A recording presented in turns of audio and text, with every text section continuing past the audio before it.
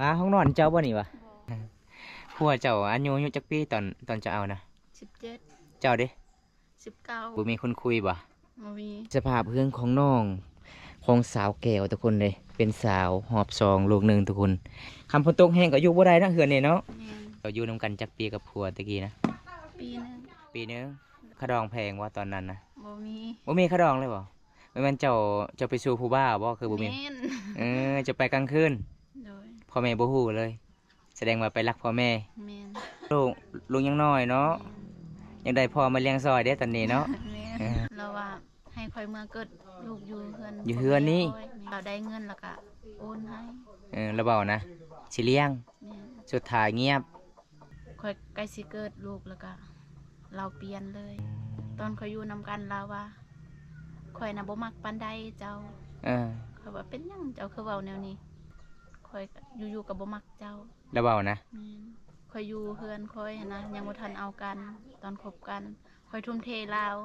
โอ้ เราอยากได้หยังค่อยก็ซื้อให้แสดงว่าเจ้าบ่ได้เกี่ยวเรื่องรัวเรื่องห่างเนาะแม่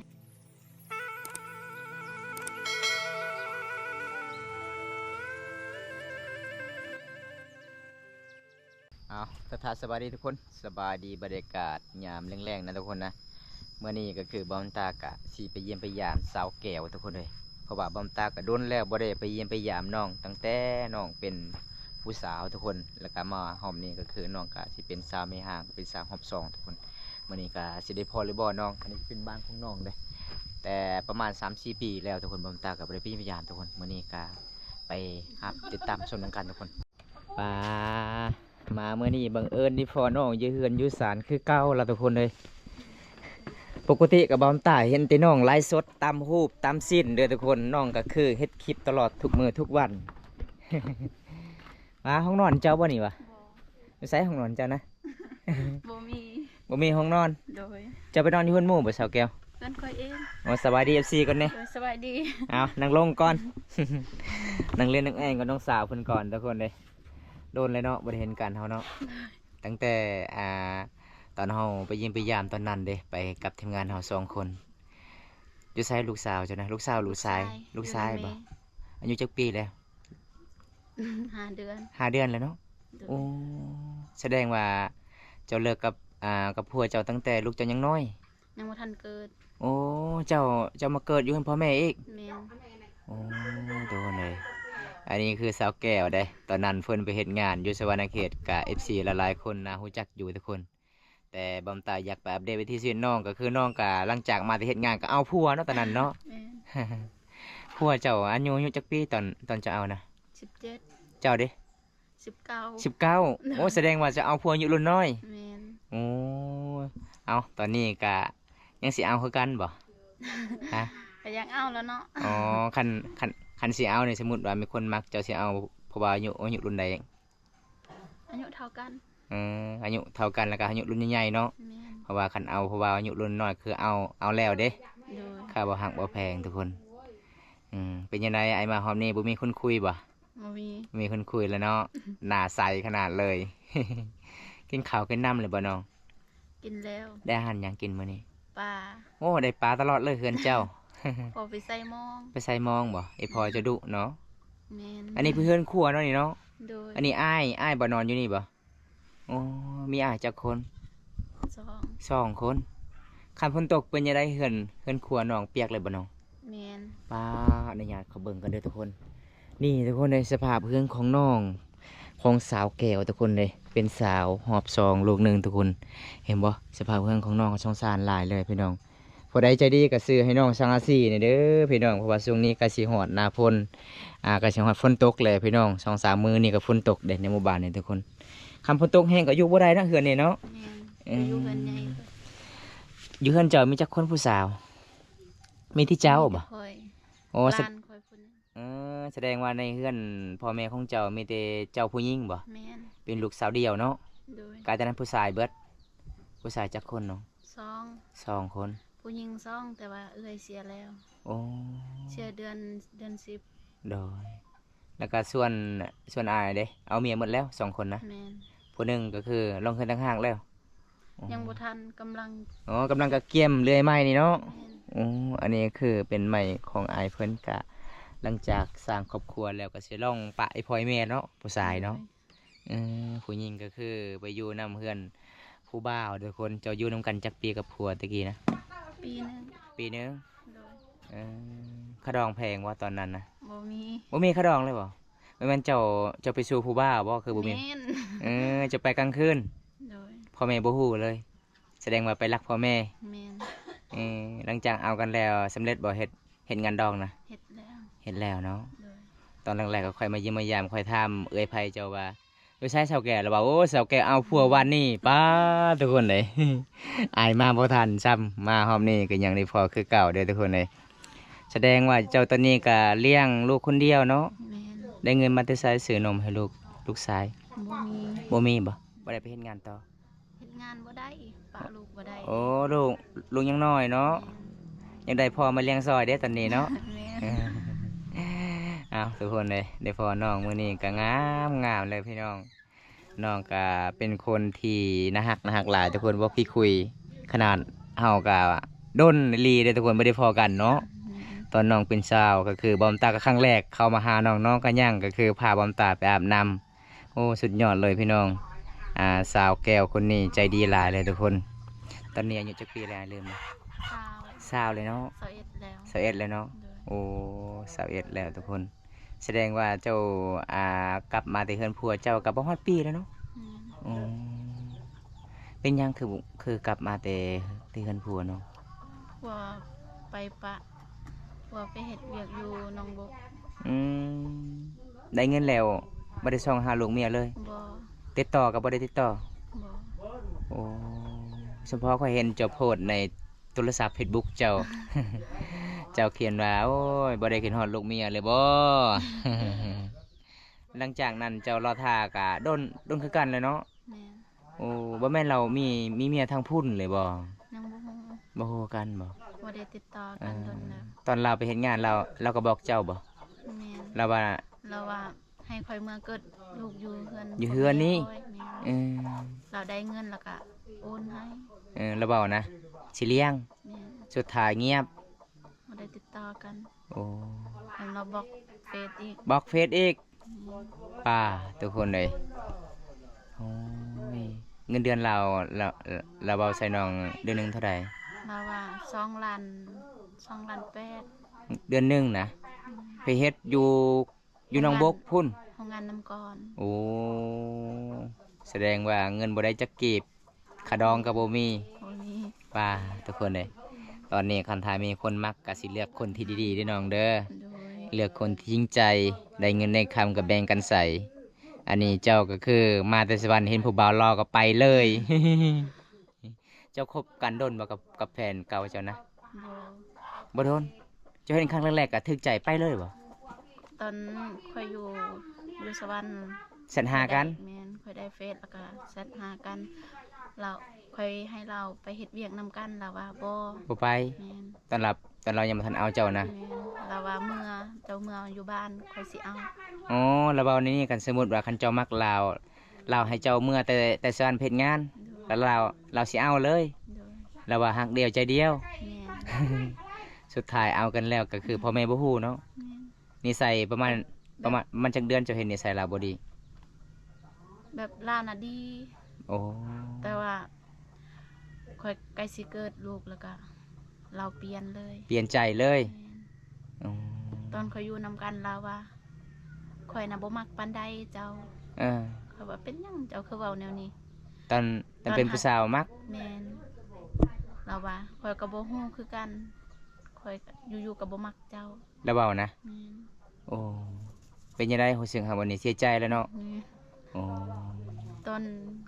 ข่อยอยู่เฮือนข่อยนะยังบ่ทันเอากัน ตอนคบกันข่อยทุ่มเทลาว โอ้ เราอยากได้หยังข่อยก็ซื้อให้ เจ้าก็ให้ แม่น บัดค่อยขอแวนน้ำเจ้าคือเจ้าบ่ให้ อยากน้องเด้อทุกคน ป้าหัวปานนันเนาะ แม่น ความใจดีทุ่มเท ข่อยสั่งเครื่องได้8โตแล้วก็ให้ลาว4โต โอ้โดย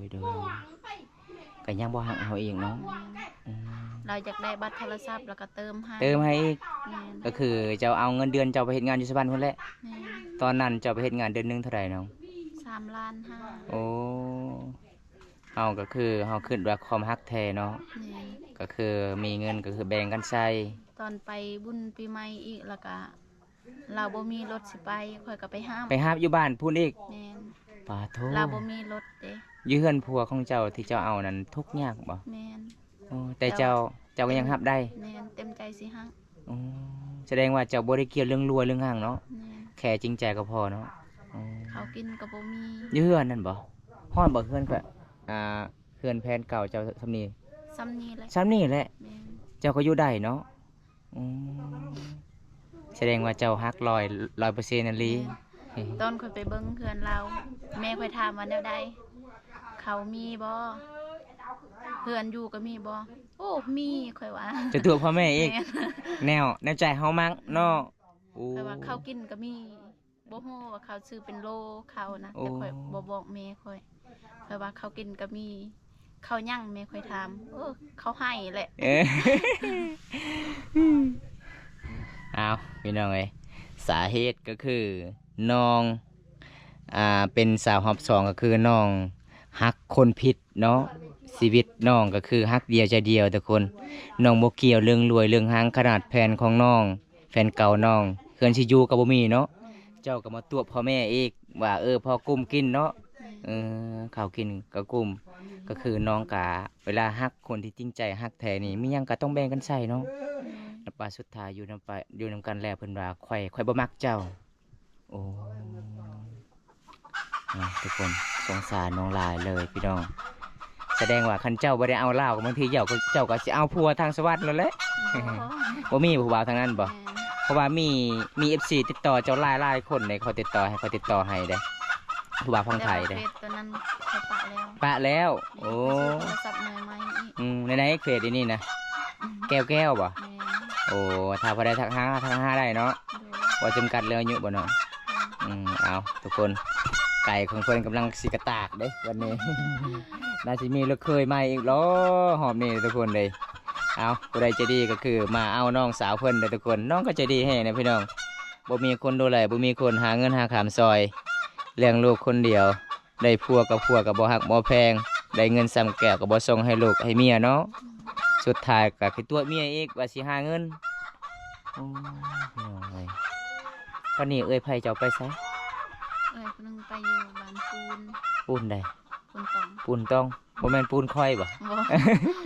เจ้าเคยมาอยู่บ้านอายอยู่บ่เคยไปอยู่บ่ เคย อ่าแต่ข่อยบ่เห็นเจ้าจักเถื่อมาเลย ไปผ่าน ไปผ่านเลยเนาะมีแต่ไปกายบาดบอมตามีแต่บ้านน้อยๆอันเด้ เอาทุกคนบาดบอมตาก็คือบ้านกับบ้านน้องล่ะพี่น้องเป็นครอบครัวยากจนคือกัน แต่บอมตาก็อัปเดตให้ FC นะครับชมสาวลาวชนบทชุมเผ่าบรูมังกรกะการเลี้ยงราววิถีชีวิตน้องก็สงสารน้องหลายเลยทุกคน ตอนนี้อีแม่เจ้ากะสิเอาลูกชายเจ้าเนาะบ่แม่นลูกสาวเนาะโอ้ถ้าลูกใหญ่แล้วคือเจ้ากับอยากไปเฮ็ดงานต่อบ่ แม่นแต่ว่าช่วงนี้ไปบ่ได้ ไปบ่ได้เนาะคิดฮอดลูกเนาะลูกยังน้อยเห็นยังบ่ได้เด้พ่อแม่เฮ็ดเวียกเฮ็ดงานอิหยังผู้บ่าวโทรหาอีก บ่ อิหยัง TikTok บ่โอ้ยบ่มตาจึงตกใจอยู่นำกันก็มีคนโทรหามันบ่แม่นเด้อทุกคน มี TikTok เด้อพี่น้องเอ้ย TikTok แบบดองก็คือเงาก็คือเปิด TikTok ช่วงนี้มีเน็ตอยู่บ่บ้าน บ่ ยังบ่มีเน็ตขาดเน็ตแล้ว แม่น แสดงว่าเจ้าฮู้หนังสือเนาะ แม่น เจ้าเรียนห้องใดเนาะ ปสอง ป .2 แต่อันเป็นเขียนได้ภาษาลาวบ่ โดย ภาษาไทยเด้ ได้เบิด ได้อยู่บ่โอ้ป .2 เก่งทุกคนสุดยอดเลยบ่ได้ทักหากับน้องต้องเขียนภาษาไทยก็ได้เนาะเจ้าอ่านเป็นอยู่เนาะ โดย โอ้เอาตัวนี้ก็คือบอมตากะสีพาน้องสีเฮ็ดกินมีมาเขาเจ้าขายอยู่ในบ้านกระปุนเขาบอกสิตามมาหงมันยังมีบ่ มี มีเนาะทุกคนหลังจากที่บอมตากะมาเล่นมาเองกับน้องก็คือบอมตากะมาเสือให้น้องเล็กน้อยทุกคนบอมตากะบ่ได้มาแต่เมืองน้องพูนไอมาแต่บ้านพูดบังมีคนใดก็เลยเห็นเจ้าอ้อนก็เลยทักหาเจ้าเพราะว่า FC หลายๆคนคิดฮอดก็เลยอัปเดตไปที่ชีวิตเจ้าเนาะไปทุกคนไปเบิ่งไปที่ชีวิตน้องก่อนตอนนี้สิพาน้องสิตำข้าวปุ้นตำมะคุงหยังต่างๆเลยทุกคนมีหยังเฮาก็ซื้ออยู่ในบ้านเจ้ามีจักห่างก็เจ้าขายเนาะ 2 2 ห้านเนาะ โดย อ๋อ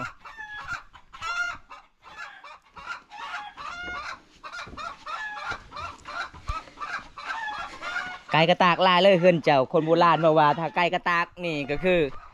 น่าจะมีผู้บ่าวมั่นเลยได้เจ้า ยังไม่มีวะไปกันเด้อไม่เท่าเด้ออนุญาตก็ได้ ไอ้แม่เพื่อนว่าไปเลยเอาสิพาน้องไปเลาะหมู่บ้านก่อนเด้อทุกคนอยู่เฮือนน้องกะมีลูกสาวเดียวทุกคนกายนั้นกะมีแต่ผู้ชายเด้น้องสาวเจ้ายังน้อยบ่ บ่มี บ่มี ลูกหลาน ลูกลาอันนี้คือผู้สาวน้อยเนาะ เงินนะจ๊ะ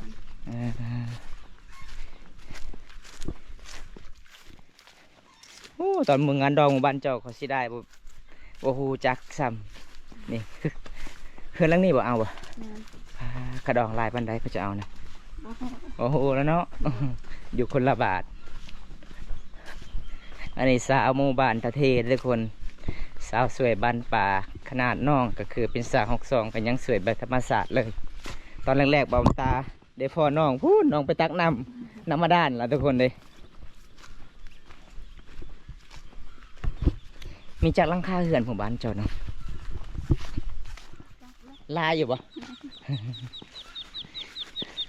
ผู้สาวลายเนาะบ้านเจ้าเนาะเอาพาน้องเรามาบ้านก่อนบรรยากาศในเขตชนบทเมื่อนี้ฝนฝ่าอากาศเย็นขนาดเลยทุกคนฝนตกเมื่อคืนนี่ฝนตกลายอยู่ป่ะเมื่อวานนี้นะ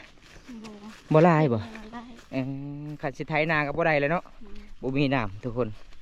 เกือบเป็น3 เดือนฝนบ่ได้ตกตั้งแต่สงกรานต์ฝนบ่ได้ตกมาเลยทุกคนก่อนสิฮอดหมู่บ้านอยู่ระหว่างทางทุกคน อันนี้เป็นยังโบงเลยพี่น้องยังโบงในเขาเจ้าก็มาเห็ดพี่น้องแล้วก็มาขูดตากให้มันแห้งแล้วก็คายให้ชาวเวียดนามตอนนี้ก็คือมีฮันขาในหมู่บ้านก็คือนักนี่นะทุกคนมีแต่ฮันเดียวนี่ป่ะโอ้ฮะซื้อครึ่งคลองก่อน พาผู้สาวไปเลาะหานก่อนนะทุกคนเลย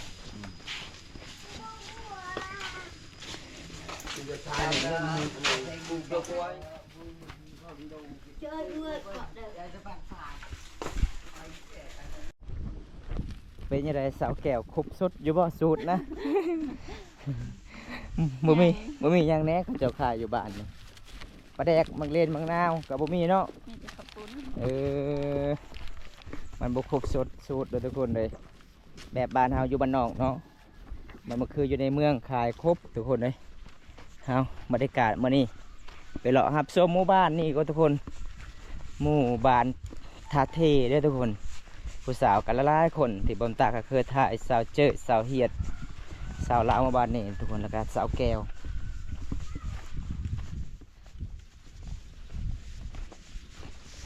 สมมติว่าคันมีคนมักตอนนี้เจ้าก็ยังสิไปสู่กลางคืนบ่ผู้บ่าวน่ะ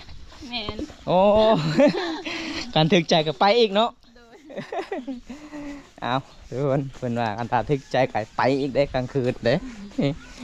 ตอนนั้นก็คือฮักคนผิดชีวิตก็เลยเปลี่ยนทุกคนเลยตัวไอ้พ่อไอ้แม่อีกว่าเพื่อนผู้บ่าวมีเขากินมีเฮือนซ่าน ขนาดเพื่อนผู้บ่าวบ่มีหยังเลยเขาเจ้าเอาหยังก็คือเงินแต่น้องไปเฮ็ดงานน้องก็ยังหักคิดว่าเขาเจ้าหักแท้เอลีสุดท้ายอยู่น้ำกันกับบ่รอดทุกคนเลยเขาเจ้าบอกว่าคอยบ่ได้หักเจ้าเด้อถึงเราบ่ออกเลยทุกคนโอ้ผู้สาวงาม สาวงามได้นางเอกบ่ตุกตะกี้ได้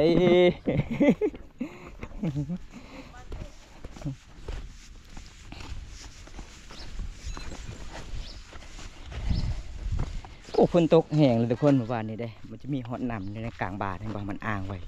ปกติก็อุ้ยพี่น้องเลยกัดฮ้อนแถวฮ้อนบาทได้ทุกคน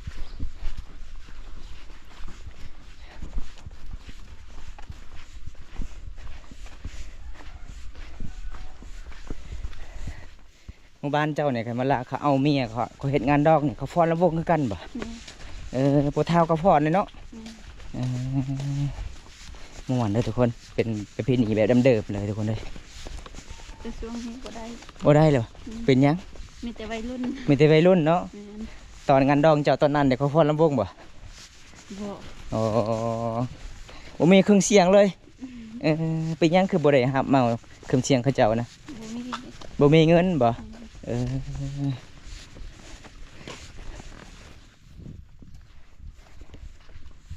เวลาน้องไปอาบน้ำก็ไปอาบน้ำหยังน้ำศิลาน้องคือเก่า ธรรมดา น้ำมันดานน้ำศิลาน้องไปหยังบ่ได้ไปอาบนะ ย่าน ยานหยังฮะเจ้าเฮ็ดหยังจะยานนะ ย่านปลาลายโพด ปลาลาย เอ้าตอนนั้นเจ้าคือไปอาบคนเดียวเลยตอนนั้นตอนเขาไปอาบกับเจอชาวเฮียดเจ้าคืออาบคนเดียวเจ้าคือบ่ยาน เดี๋ยวนี้เห็นแบบ เจะเห็นหยังเห็นพญานาควะ บ่ปลาใหญ่ ปลาใหญ่ปลายังใหญ่อยู่ในน้ำนะ บ่ฮู้แบบตอนค่อยซักเครื่องนะมันลิ้น มันลิ้นน้ แม่น ำป้าทุกคนเลยโอ้เจ้าคือบริจับเลย ฮอดบ่ซัมปลานินปลาในกลัวบ่ ว่า โอ้ ยังบ่เลี้ยวซักเครื่องกะ นี่เลย อืม ป่า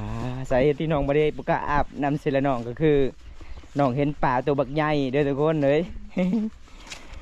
บางทีก็บางคนเขาว่าเป็นความเชื่อบันไดป่าออกล่าจะเป็นพญานาคอยู่หันนี่เนาะอืม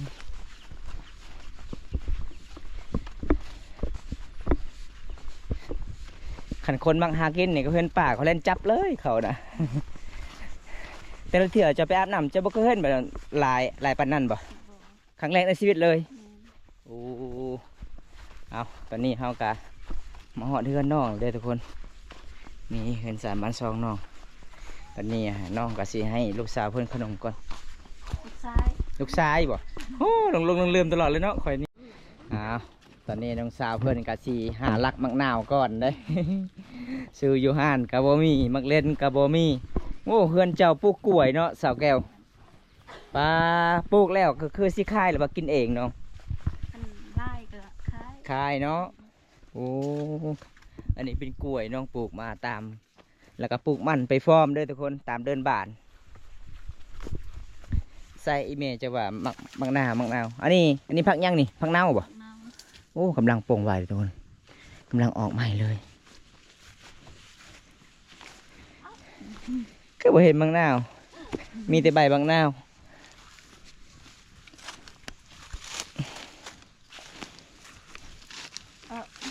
บ่มีเนาะ หันบ่มีแล้วเด้อทุกคนเด้อ เอาต้องไปขอน้ำสาบานอะไรเนี่ยเคยๆได้ยังตันเถอะ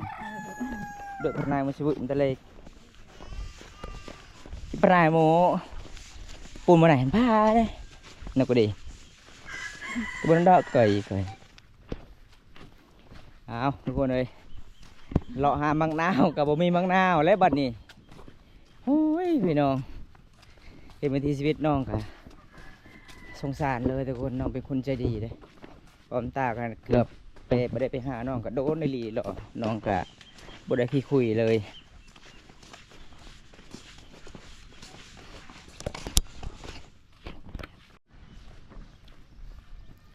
ป่าทุกคนวิวธรรมศาสตร์งามหลายเลยหมู่บ้านของน้องเด้อ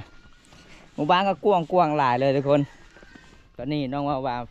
เมตูเพื่อนมีมังนาวหลายได้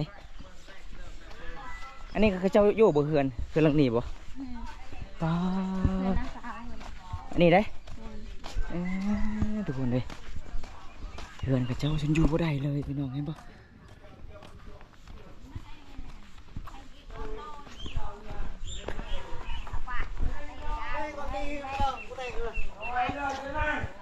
เห็นบ่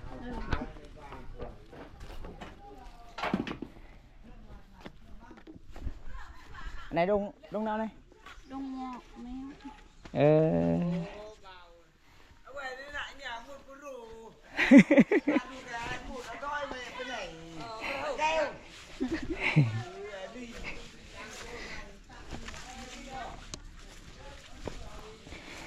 ปลาอันนี้ก็มักนาวดกขนาดเห็นบ่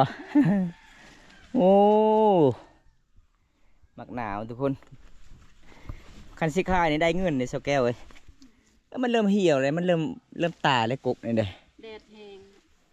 แดดแห้งเนาะ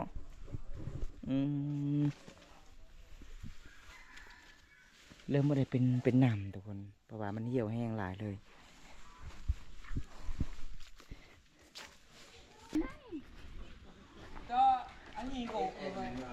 เอา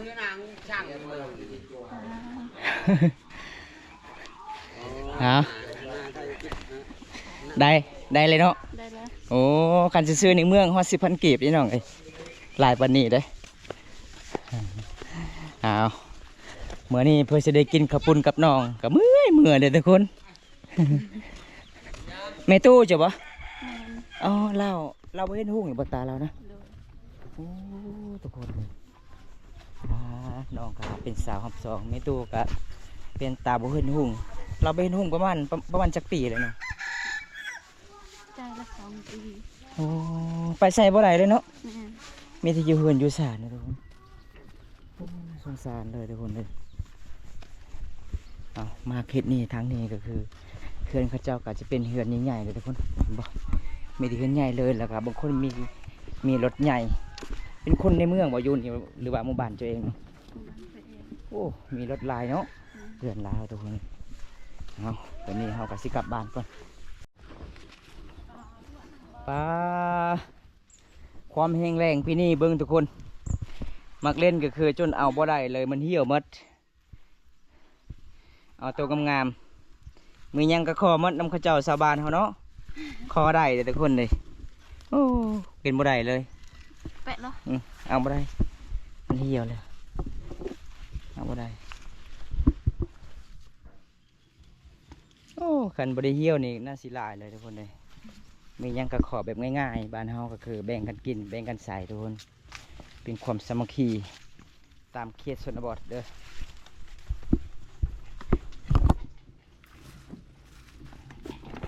เอาทุกคนหลังจากน้องสาวแก้วเพื่อนพาเลาะหมู่บ้านเด้คือพี่น้องเพื่อนว่าให้เจ้าเห็นมัดทั่วเลยหมู่บ้านค่อยอายเอ้ยบอมตาก็ไม่ได้ถ่ายเนี่ยตอนน้องพาเลาะทุกคนอากาศมันร้อนเด้อันนี้เป็นเฮือนน้องคันฝนตกกะสิโยบ่ได้แล้วทางนี้ทุกคนเป็นปอกเห็นป่ะอันนี้เขาจะเอาโดยไม้ฝางมามุงหลังคาโอ้ยพี่น้องเรื่องของน้องทุกคนนี่เห็นป่ะฝนตกเลยแล้วเลยพี่น้อง